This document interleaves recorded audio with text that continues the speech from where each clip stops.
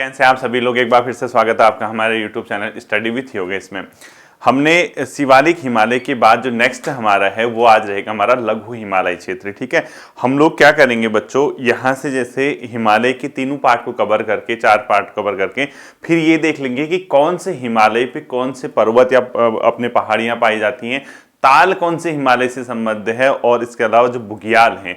तो इससे क्या फायदा होगा, हम दोनों चीजों को लिंक कर पाएंगे, यानी हमारा उत्तराखंड हिमालय की उत्पत्ति के संबंध में भी समझ आ जाएगा, साथ ही साथ उन भागों में कौन कौन से पर्वत, किस पर्वत श्रेणी में कौन सा, हिमालय की किस पर्वत श्रेणी में कौन से पर्वत पाए जाते हैं, इसके अलावा वहां कौन से बुग्याल होते हैं, ये सब एक साथ कवर होगा। तो आपकी होलसोल स्टडी यहाँ पे हो जाएगी। ठीक है, इसके साथ साथ ही सुन लेना ध्यान से, जो बच्चे नए जुड़े हैं या जिसने नहीं पढ़ा है, साथ में जिला सीरीज को लेके चलना बच्चों, क्योंकि आपको कुछ नहीं से बहुत कुछ उसमें मिलेगा। ठीक है, ध्यान रखना, नए बच्चे जिसने नहीं की हुई है जिला सीरीज, उसको साथ साथ लेके चलना ताकि आपकी डबल स्टडी हो सके। आप यहाँ पे ज्योग्राफी चला रहे हैं, वहां आप जिला सीरीज चला रहे हैं, जहां उत्तराखंड का आपको बेसिक से लेके अच्छे खासे क्वेश्चन वहां पे समझने को मिलेंगे। जिला सीरीज चैनल पे जाना, प्लेलिस्ट में जाना, अगर आपको नहीं पता प्लेलिस्ट कहाँ होती है, आप मेरे चैनल पे क्लिक करना, क्लिक करने का मेन पेज पे आना, आप देखना, टॉप में देखना, राइट साइड की ओर स्क्रॉल करना, वहां प्लेलिस्ट बनी हुई, उसके अंदर कहीं ना कहीं आपको जिला सीरीज लिखा आएगा। ठीक है, आप देखना।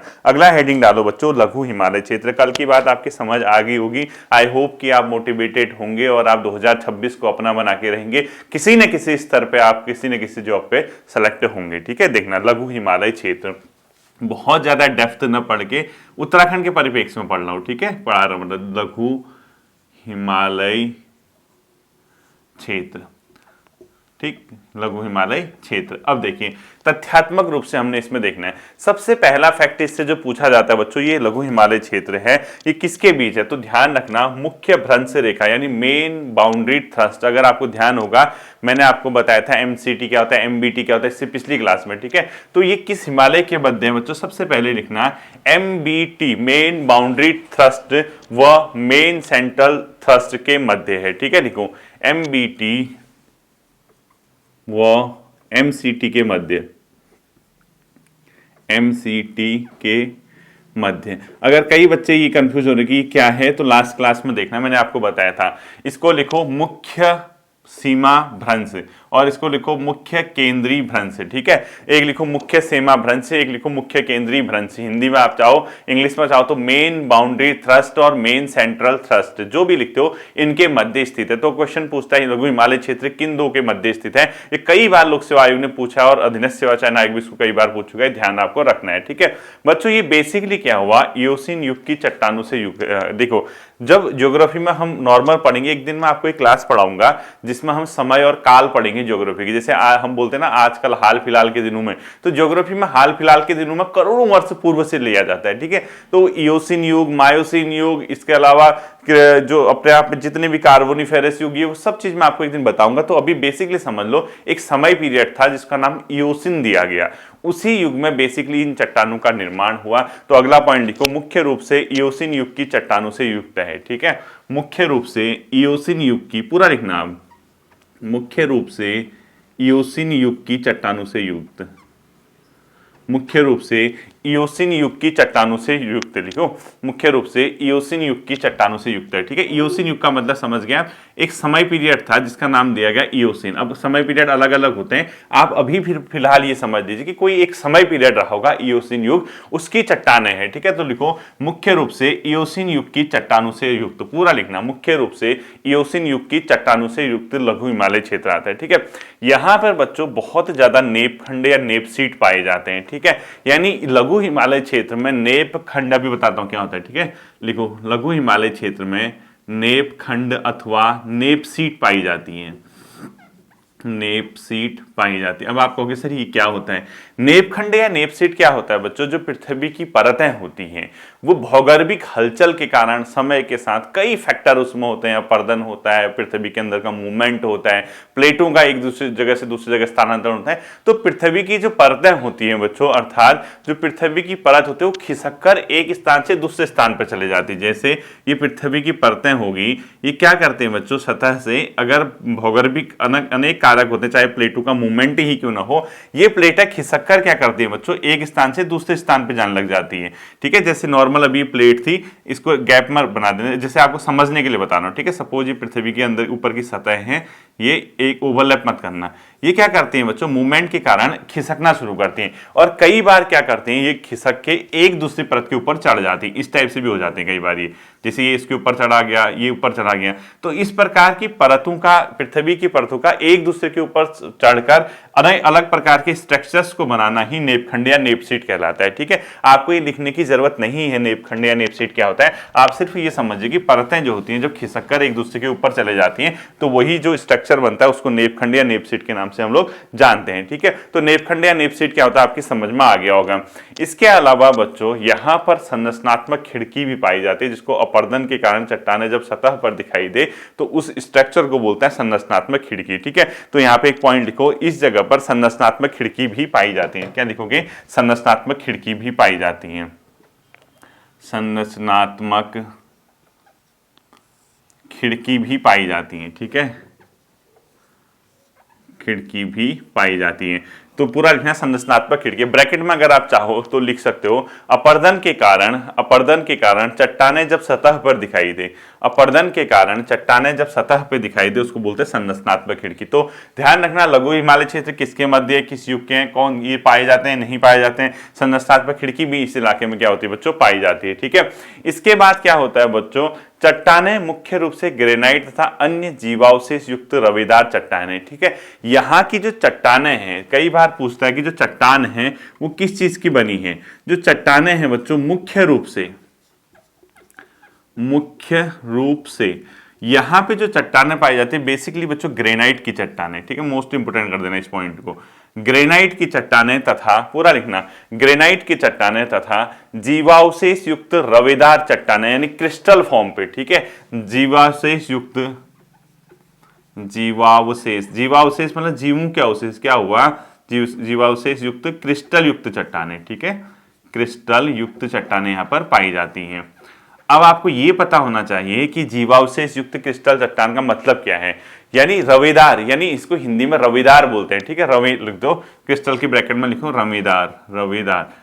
आपसे ये क्वेश्चन पूछा था अभी यूपीएससी ने प्रीलिम्स में इस बार कि जो क्रिस्टल या रवेदार युक्त चट्टानें हैं वो किस में पाए जाते हैं, लघु हिमालय क्षेत्र में।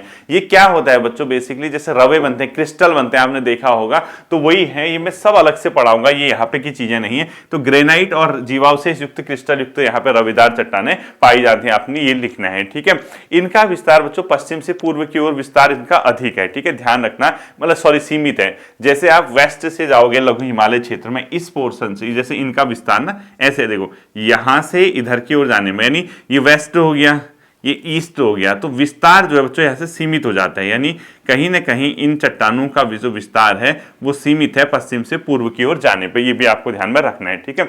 अगला लिखना बच्चों, उत्तराखंड में सेल है, चूना पत्थर है, डोलामाइट है आदि की मोटी परतें यहाँ पे पाई जाती हैं, ठीक है। लिखो उत्तराखंड में सेल, चूना पत्थर, डोलामाइट, ठीक है। क्या लिखा आपने, उत्तराखंड में सेल, चूना पत्थर, डोलामाइट, ये पूरा लिखना आप, ठीक है। उत्तराखंड में सेल, चूना पत्थर, डोलामाइट, इसके साथ साथ लिखो आप लोग आदि की मोटी परतें यहाँ पे पाई जाती है, जिसको बच्चों क्रोल ग्रुप की चट्टानें कहते हैं, ठीक है। आदि की चट्टानें यहाँ पर पाई जाती हैं, आदि की चट्टानें पाई जाती हैं जिन्हें क्रोल ग्रुप की चट्टानें कहते हैं, आदि की चट्टानें पाई जाती हैं जिन्हें क्रोल ग्रुप की चट्टानें कहते हैं, ठीक है। ये जो है बच्चों, ये जो है क्रोल ग्रुप की चट्टानें कहलाती हैं, क्रोल ग्रुप की चट्टानें कहते जाती हैं, ठीक है। अब आपको पता होना चाहिए क्रोल ग्रुप में बच्चों जीवावशेष की मात्रा कम होती है, ठीक है। इसमें क्रोल ग्रुप में क्या होता है, जीवों के अवशेष होते हैं, कम होते हैं, जीवावशेष कम होंगे इसमें, ठीक है, जीवावशेष कम पाए जाएंगे। अब आपको ध्यान रखना, जीवावशेष क्या होता है, जब चट्टानों के नीचे बच्चों पेड़ पौधे जानवर दब जाते हैं, करोड़ों वर्षों के बाद उनके अवशेष निकलते हैं, वही जीवावशेष है, ठीक है।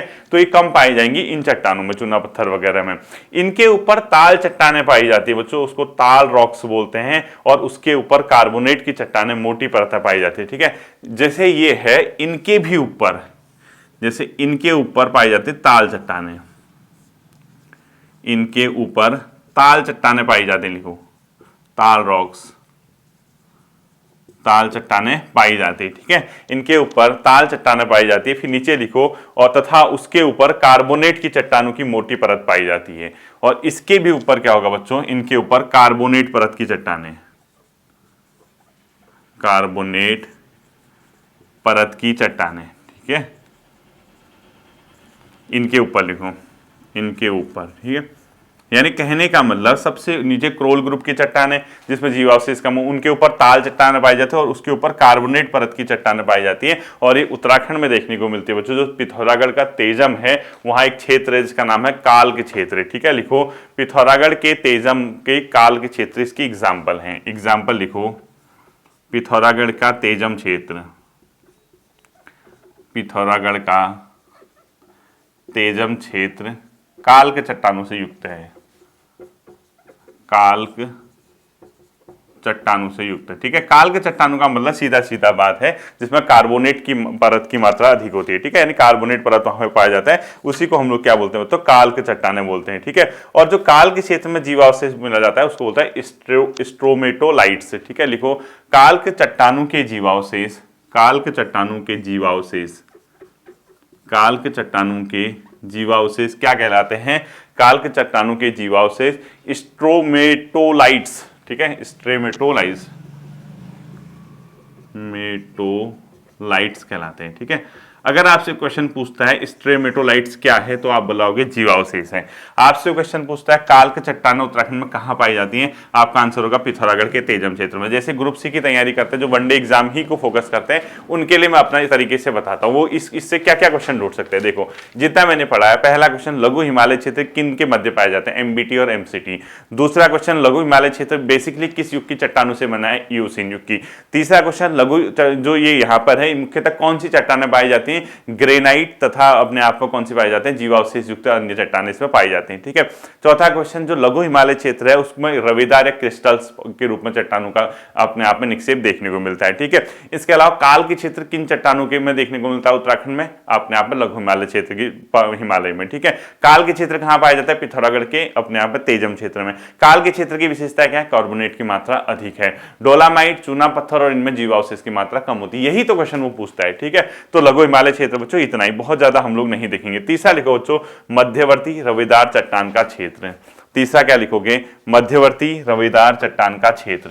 क्या लिखोगे, मध्यवर्ती रवेदार चट्टान का क्षेत्र। ठीक है, अगला उत्तराखंड के हिमालय में क्या देखोगे, मध्यवर्ती रवेदार चट्टान का क्षेत्र, मध्यवर्ती रवेदार चट्टान का, रवेदार मतलब क्रिस्टल। ठीक है, रवेदार चट्टान। ठीक है, मध्यवर्ती रवेदार चट्टान का क्षेत्र, मध्यवर्ती रवेदार चट्टान का क्षेत्र। ठीक है, नेक्स्ट क्या है, मध्यवर्ती रवेदार चट्टान का क्षेत्र। ये भी हमने क्या करना है, कवर करना है। इसमें क्या है बच्चों, लघु हिमालय क्षेत्र के उत्तर में स्थित चट्टान समूह। ठीक है, अब आपने जैसे हिमालय के अलग अलग पार्ट पढ़े, सबसे नीचे जैसे शिवालिक हिमालय देखा आपने, उसके ऊपर क्या देखा आपने, लघु हिमालय देखा। लघु हिमालय के ऊपर कौन सा देखने को मिलता है आपको, मध्यवर्ती रवेदार क्षेत्र। तो लिखो उत्तर, अपने आप में क्या लिखोगे, जो लघु हिमालय क्षेत्र है उसके उत्तर में स्थित चट्टान समूह रवेदार चट्टान समूह है। ठीक है, लिखो लघु हिमालय के उत्तर में स्थित, लघु हिमालय के उत्तर में स्थित, सबसे नीचे शिवालिक, उसके बाद लघु, फिर उसके उत्तर में। ठीक है, लघु हिमालय के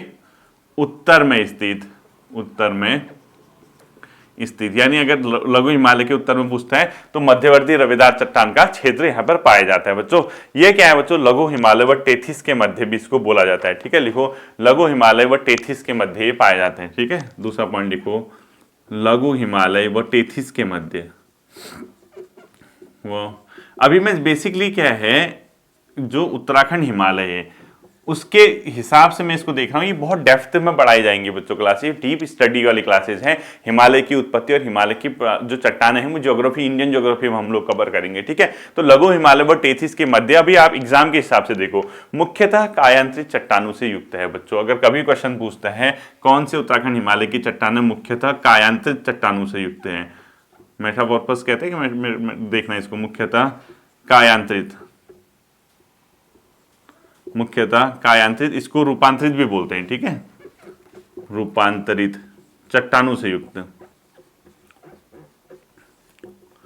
चट्टानों से युक्त। अब कायांतरित या रूपांतरित क्या होता है बच्चों, जैसे क्या होता है हमारे अलग अलग चट्टाने हैं वो अपने मूल स्ट्रक्चर को चेंज कर देती हैं, यानी उसकी जो भौतिक और जो केमिकल जो स्ट्रक्चर है यानी भौतिक जो रासायनिक आकृति है वो बदल जाती है। वो क्यों, चाहे वो अपर्दन हो उससे या उस टेम्परेचर और प्रेशर का इफेक्ट हो। जैसे ये पेन है, ये पेन अगर नॉर्मल कंडीशन में आई तो ये अपने मूल रूप में थी, लेकिन ये घिसी पिटी अपना शेप बदल दिया, टूटी फूटी, तो वो वही रूपांतरण हो गया। यानी रूपांतरित या कायांतरित जो चट्टाने हैं वो मूल चट्टानों का जो बदलता हुआ रूप है उसी को बोलते हैं। तो ये चट्टाने पाई जाती है मध्यवर्ती रविदार चट्टानों के क्षेत्र में, ठीक है। इसको बच्चों इसको हिमालय की केंद्रीय धुरी भी बोला जाता है, यानी सेंट्रल एक्सिस ऑफ हिमालय, ठीक है। ये सेंट्रल हिमालय को हिमालय की केंद्रीय धुरी भी कहलाता है, हिमालय की केंद्रीय धुरी, हिमालय की केंद्रीय धुरी भी कहलाता है, ठीक है। लिखो हिमालय की केंद्रीय धुरी कहलाता है, यानी central axis of Himalaya, Himalaya की केंद्रीय धुरी कहलाता है। अगला लिखो बच्चों, चट्टाने तो मैंने आपको बता दिया कि कौन से, मुख्यतः नीस तथा ग्रेनाइट बाहुल्य चट्टान है, ठीक है। लिखो मुख्यतः, इसमें भी क्या है, मुख्यतः नीस व ग्रेनाइट बाहुल्य चट्टाने, नीस प्लस ग्रेनाइट बाहुल्य चट्टाने, ठीक है, ग्रेनाइट बाहुल्य चट्टाने। यानी इन चट्टानों में मुख्यतः नीस व ग्रेनाइट की चट्टानें यहाँ पे पाई जाती है। तो ग्रेनाइट और जो नीस की चट्टानें हैं उसकी यहाँ पे ज्यादा मात्रा इसमें पाई जाती है, ठीक है।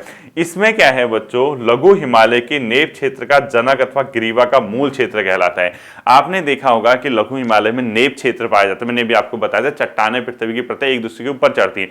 उस लघु हिमालय के जो नेप क्षेत्र उसका जनक कहलाता है ये मध्यवर्ती रविदार चट्टानें, ठीक है। तो लिखो लघु हिमालय के नेप क्षेत्र का जनक, लघु हिमालय के नेप क्षेत्र का जनक, ठीक है, नेप क्षेत्र का जनक यही इलाका कहलाता है। ध्यान रखना नेप क्षेत्र का जनक किसको कहते हैं, इसी को कहते हैं। या अथवा ग्रीवा का मूल क्षेत्र लिख लो इसको, ग्रीवा अथवा ग्रीवा का मूल क्षेत्र, ग्रीवा का मूल क्षेत्र, ठीक है, अथवा ग्रीवा, उसी के आगे लिखना, अथवा ग्रीवा का मूल क्षेत्र, ठीक है, मूल क्षेत्र। अब आपको सर क्वेश्चन क्या पूछेगा, क्वेश्चन पूछेगा उत्तराखंड में रविदार चट्टानें जो होती हैं बच्चों किसके उत्तर में पाई जाती है, लघु हिमालय के। दूसरा, हिमालय का केंद्रीय धुरी किसको कहते हैं। तीसरा क्वेश्चन, ये किसके मध्य है, लघु हिमालय और टेथिस के मध्य। चौथा क्वेश्चन, लघु हिमालय के नेप क्षेत्र का जनक किसको कहा जाता है। पांचवा क्वेश्चन, मध्यवर्ती या रविदार चट्टान में कौन सी चट्टानें मुख्यतः पाई जाती हैं। छठा क्वेश्चन, मध्यवर्ती या रविदार चट्टान में निम्नलिखित में किसकी मात्रा अधिक पाई जाती है, नीस व ग्रेनाइट की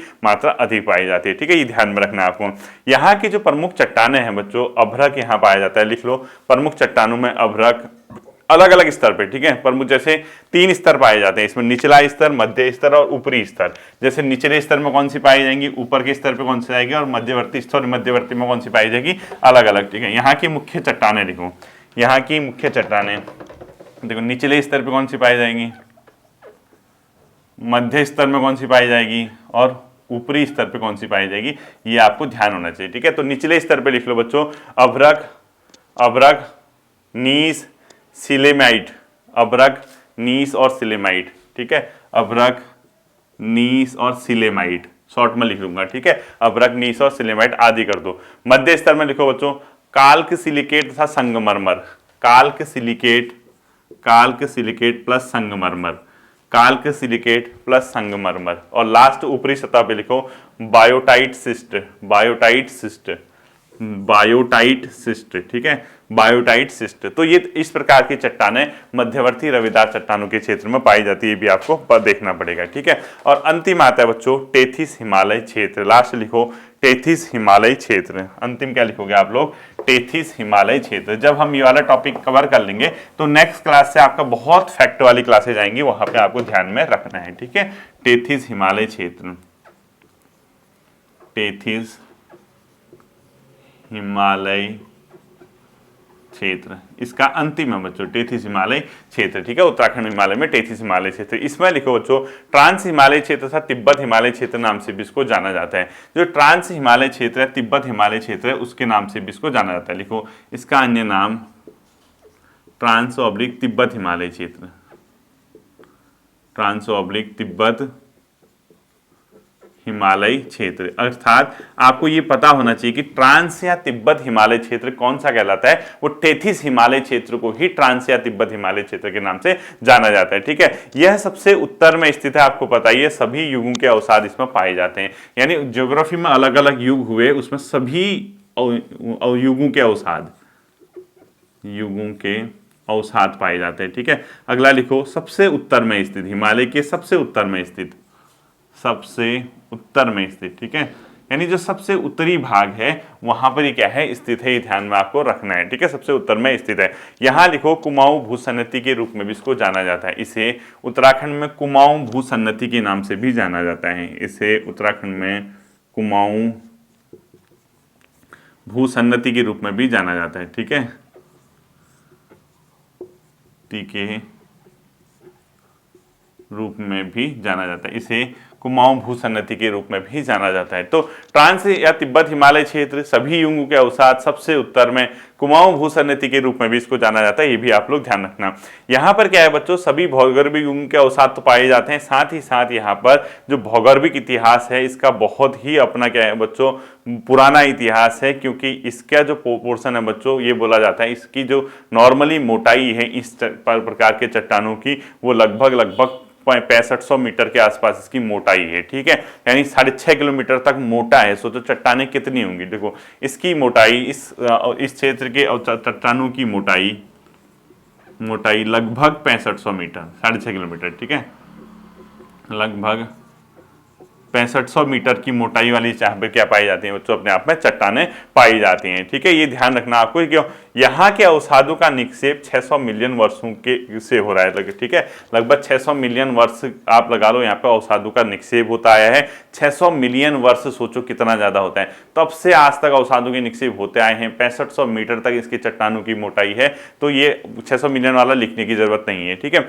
अगला लिखना है आपको, टेथिस हिमालय क्षेत्र की उत्तरी जो सीमा है बच्चों, उसको बोलते हैं इंडस शटर जोन बनाती है। देखो इसकी उत्तरी सीमा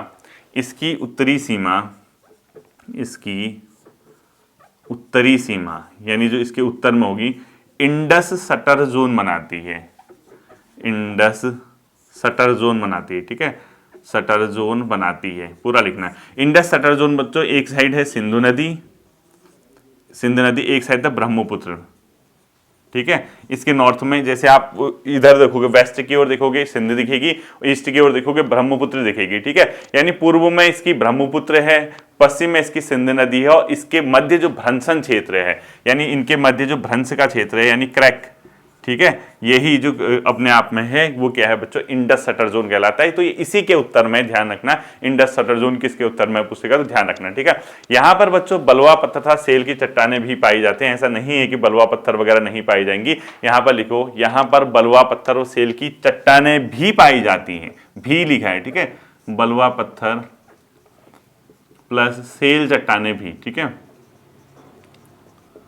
बलुआ पत्थर व सेल चट्टानें भी इस टेथिस हिमालय क्षेत्र में क्या होती हैं, पाई जाती हैं। ठीक है, ये ध्यान रखना, बेसिक आंतरिक आग्नेय व बाह्य आग्नेय चट्टानों का इनके साथ निक्षेप हो गया है। ठीक है, अब जैसे बलुआ पत्थर और सेल चट्टानें होती हैं, अब जैसे चट्टानें होती है ना, कुछ चट्टानें ऐसी होती है जो पृथ्वी की सतह के अंदर ही होती हैं, कुछ बाहर आ जाती हैं, तो उसको आंतरिक आग्नेय चट्टान या बाह्य आग्नेय चट्टान इस नाम से जाना जाता है। वो हमने नहीं पढ़ना है, उनके साथ इनका क्या हो गया, आपस में मिक्सचर हो गया, ये आपको पता होना चाहिए। ठीक है, अगला लिखो बच्चों, यहाँ पर जो इकोजोटिक ब्लॉक है, यानी चूना प्रधान अवसादी चट्टानों के गोलास में है, वो पाए जाते हैं। लिखो, पिथौरागढ़ के मल्ला जोहार क्षेत्र में इकोजोटिक ब्लॉक पाए जाते हैं। इकोजोटिक ब्लॉक लिखो, इकोजोटिक ब्लॉक पाए जाते हैं, इकोजोटिक ब्लॉक पाए जाते हैं। ठीक है, अब लिखो, एक्सोटिक ब्लॉक के नीचे लिखो चूना पत्थर, पूरा लिखना है इसको। ठीक है, चूना प्रधान अवसादी चट्टान, चूना प्रधान अवसादी चट्टान है, इसमें चूना की प्रधानता होगी और अवसादी चट्टान होगी। ठीक है,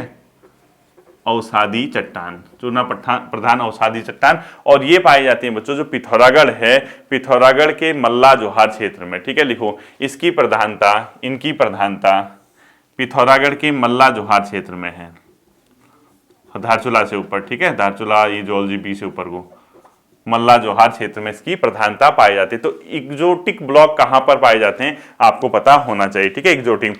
इसके अलावा लास्ट है बच्चों ओफियोलाइट, जो कि अंतर्वेदी ग्रेनाइट के स्थूल भाग, ठीक है, वो देखने की जरूरत है, बहुत ज्यादा डीप हो जाएगा। तो टेथिस हिमालय के बारे में जो क्वेश्चन आ सकता है वो कहाँ है, सभी युग्म के अवसाद किस में पाए जाते हैं, कुमाऊं भूसन्नति के रूप में भी किसे जाना जाता है, उत्तरी सीमा इसकी इंटरस्टेटर जोन बनाती है, किसकी बनाती है, कौन से यहाँ पे चट्टानें पाई जाती हैं, कौन सा एक्सोटिक ब्लॉक कहाँ पाया जाता है, किसकी मोटाई लगभग इतनी मीटर है, और ये सब चीजें इसमें पूछा जा सकता है। तो उत्तराखंड के हिमालय क्षेत्र के हिसाब से देखोगे बच्चों तो आपके 3-4 हिमालयन जो पार्ट है वो बहुत हैं। अब मेन चीज क्या है, आपको ये कंफ्यूज होगा कि क्वेश्चन पूछेगा तो क्या पूछेगा। क्वेश्चन अब शुरू होगा यहां से, ठीक है, जैसे आपने कवर कर लिया, इसके बाद जब इन हिमालयी क्षेत्रों में पाई जाने वाली वनस्पतियां, इन हिमालयी क्षेत्रों में पाए जाने वाले पर्वत, इन हिमालयी क्षेत्रों में पाए जाने वाले बुग्याल व ताल जब आप कवर करोगे तो वहां से आपके फैक्ट बनते हैं, मैं उसको पूरा करा दूंगा, ठीक है। फिर मिलते हैं अगले सेशन पे, अपना ध्यान रखिएगा, थैंक यू।